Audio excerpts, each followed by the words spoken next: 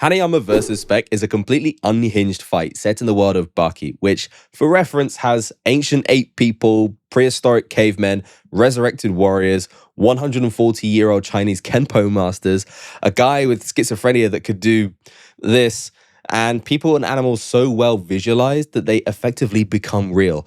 What does that mean?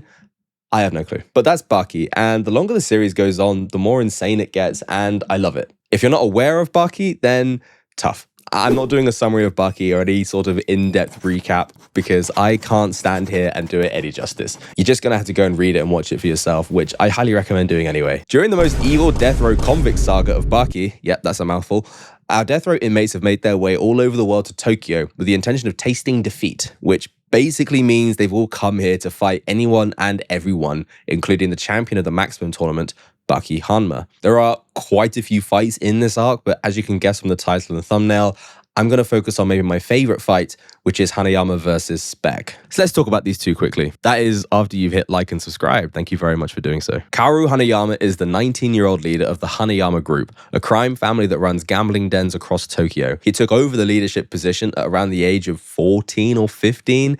Yes, this is a 15-year-old you're looking at, get over it. When the previous leader was murdered by a rival gang. After getting the customary tattoo symbolizing his leadership of the group, Hanayama declared it unfinished and set out to destroy the gang that killed his former leader. In the process of murdering a building of armed thugs with his bare hands, Hanayama emerges covered in scars and declares that his tattoo is now complete.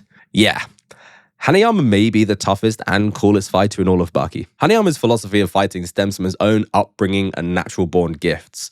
To put it simply, he was basically born this way and has done minimal to no training in the martial arts because he chooses to believe in his own innate strength, which puts him on a pedestal of being just one of the strongest people ever born in Baki. His feats include making it to the second round of the maximum tournament, having a grip strength strong enough to explode arms just by squeezing them, and destroying a car with his bare hands. I know he's done more, but these were just cool things to mention. And hey, here's some engagement. What's your favorite Hanayama feat? So that's just a little bit about Hanayama at this point in the story. So let's move on to Spec. Spec is a 7'3" Florida man, a serial killer. Oh, and he's also 97 years old. There's honestly very little known about Spec other than this at this point, but we'll get into it anyway. Spec is one of the death row inmates who comes to Tokyo looking to taste defeat at the hands of a martial artist. He's clearly quite a mentally disturbed individual, which we can deduce from the fact he's a serial killer, as well as how he introduces himself to Baki. Yeah, like that. Our first time seeing Spec, he's in a prison awaiting execution in Florida. He's being kept in a sealed, bulletproof acrylic cage, and a visiting counselor is being warned that Spec is basically a monster capable of turning anything into a weapon. However, as the counselor goes to visit Spec, he discovers that he isn't in his cell before a hand reaches down from a grate in the ceiling, breaks the counselor's neck and skull, and rips out a gold tooth from his mouth. That same piece of gold is used to pick a lock, and Spec escapes from his prison, which I forgot to mention is in a submarine 200 meters below sea level. Quoted as being impossible for Spec to swim that distance before drowning, he does it anyway and proceeds to travel from Florida to Tokyo, with at least a good amount of that being via swimming. Anyway, the two first meet in the underground arena. All the escaped convicts just sort of congregate due to the feeling that something's pulling them towards this spot. The death row inmates and the underground arena fighters all basically then agree to fight each other anytime, anywhere, and any place, which some take to some serious extremes later on. Okay, so this is the fight breakdown part of the video, and all you need to know for the setup to this is what I've already said, and also that initially Spec intended to fight Baki rather than Hanayama, most likely because he knows Baki was the winner of the maximum tournament and makes the correct assumption that he's the strongest fighter representing the underground arena fighters. And did I mention that Spec has awful timing? Because he does.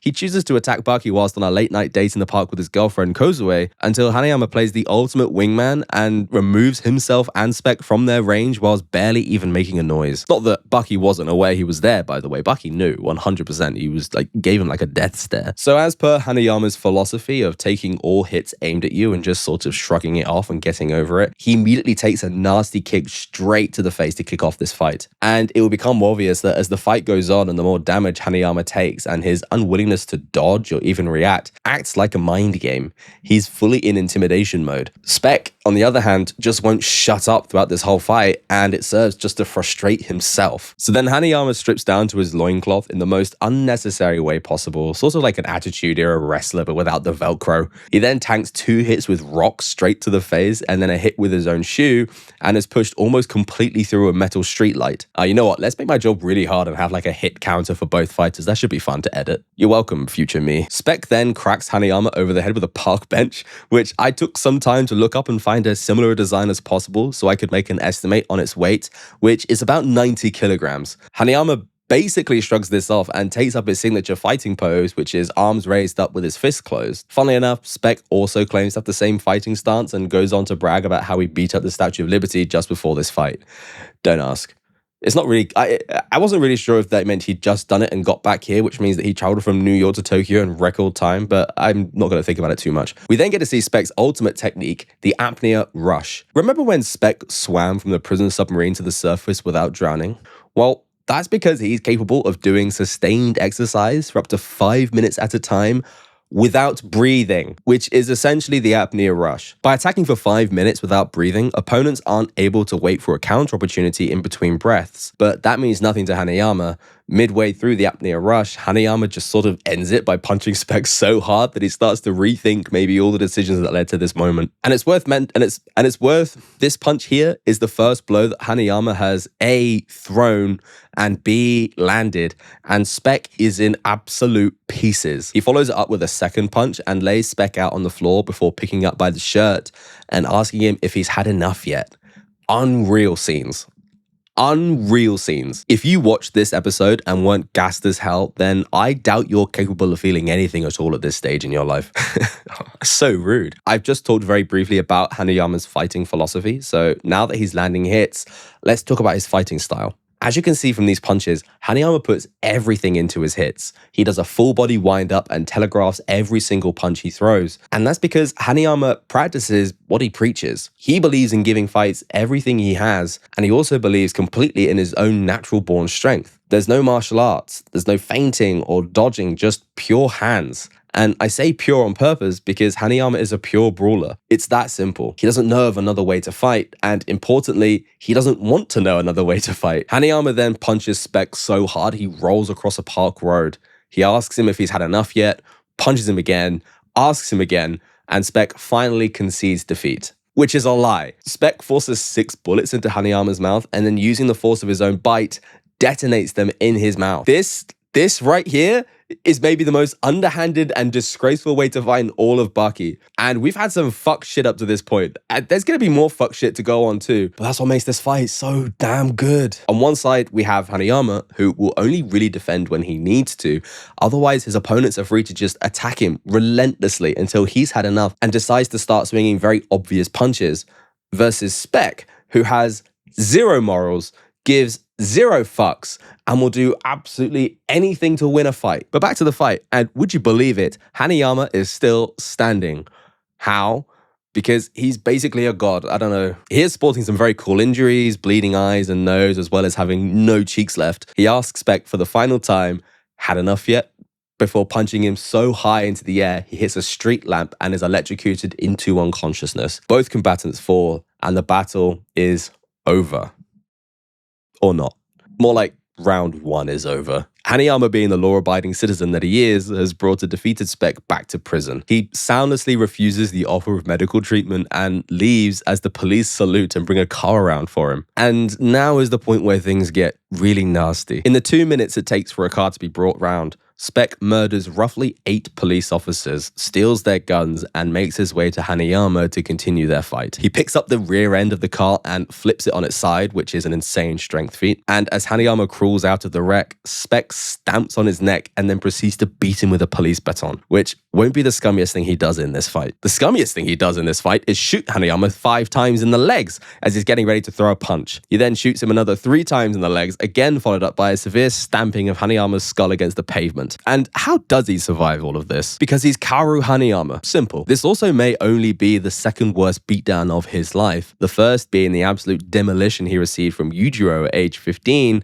when he basically broke every bone in his body for fun. I mean, old Baki, was so brutal, man. Spec attempts to end the fight by shooting Hanayama through the mouth, but at the last second, Hanayama moves his head so the bullet passes harmlessly through his fleshless cheek, after which he grapples Spec to the floor and beats the ever-loving shit out of him. Spec is still a sneaky cheating bastard, however, and blinds Hanayama with a flash grenade, and then reverses the grapple and holds him in a rear naked choke. And then, finally, we get to see the return of Hanayama's most notorious and devastating technique, the vice grip. Remember, Hanayama has perhaps the greatest grip strength of any fighter in Baki.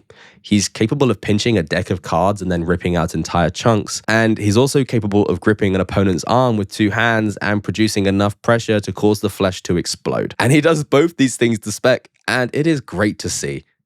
In a dark way. He explodes his arm so forcefully that we see exposed bone and then proceeds to pinch whole chunks of flesh out of his inner thigh. This whole thing is honestly horrifying, but not as horrifying as Spec's rebuttal, which is to shove his entire middle finger into Hanayama's ear up to the second joint and give his brain a little tickle. Hanayama finally ends the fight by grabbing and crushing Spec's windpipe. Hanayama stands there and gives a victory yell, and the fight concludes. And I'm being serious now, that's the end. Truthfully. There is no round 3. It's over. Go home. Seriously, that's it. So why do I love this fight? Other than every reason I've given? Well, it's not because it's underrated or anything like that.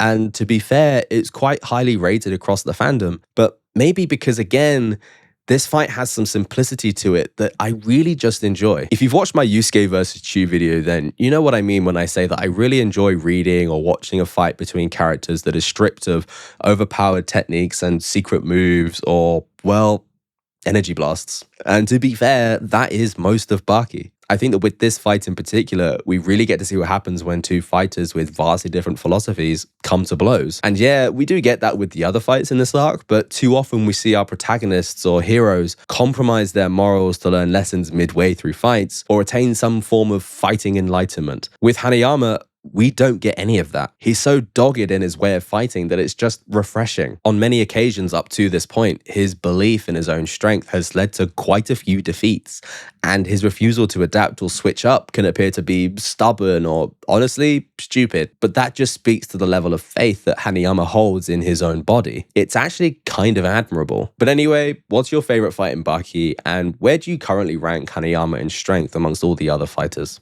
Oh yeah, don't forget to watch some videos here, and we've got some Yu Yu Hakusho and Dragon Ball stuff. Say hi to your mum from me. See ya.